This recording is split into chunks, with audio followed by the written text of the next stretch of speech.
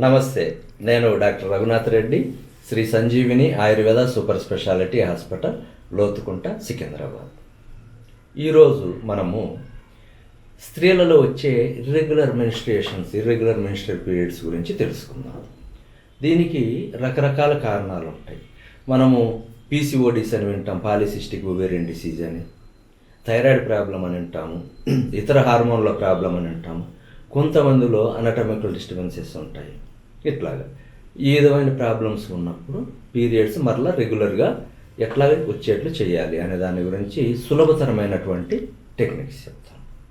వీటినే ఋతు సంబంధిత సమస్యలను కూడా అంటారు.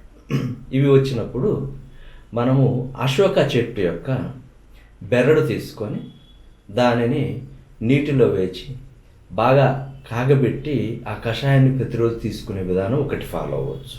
ఇంకొకటి, ఏదైనా లోపల పీసీఓడీస్ ఇతరత్ర సమస్యలు ఉండి ఇట్లా వస్తుంది అన్న సందర్భంలో దేవకాంచనము చెట్టు యొక్క బెరడు తీసుకొని దానిని కూడా నీటిలో వేసి కాగబెట్టి కషాయంలాగా తీసుకోవచ్చు. లేదా ఆ బెరడునే కొంచెము శుభ్రం చేసి నీడలో ఎండించి పౌడర్ చేసుకొని ప్రతిరోజు దాదాపుగా ఒక 3 గ్రాముల మోతాదులో ఆ పౌడర్ తింటున్నట్లయితే ఈ పీసీఓడీస్ అని చెప్పి కరిగిపోతూ వస్తాయి. ఈ విధంగా అశోక మరియు దేవకాంచనం చెట్ల యొక్క కాంబినేషన్ తోటి ఋతు సంబంధ సమస్యలు, ఇర్రెగ్యులర్ మెన్స్ట్రుయేషన్ అనేటువంటి ఈ సమస్య నుంచి చాలా సులభంగా బయటపడవచ్చు.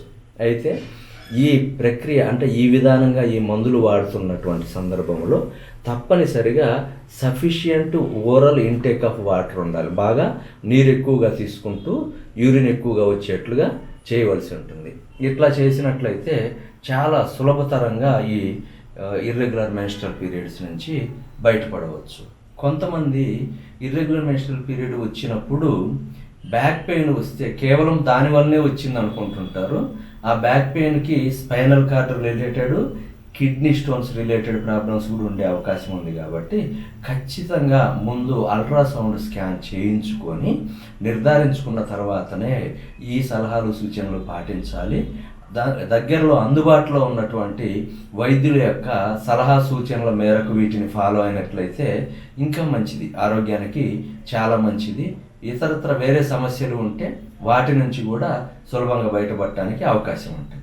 ఈ విధంగా నేను చెప్పిన ఈ సలహా సూచనల ద్వారా ఇర్రెగ్యులర్ మెన్స్ట్రువల్ పీరియడ్స్ నుంచి బయటపడతానని ఆశిస్తున్నాను. Thank you.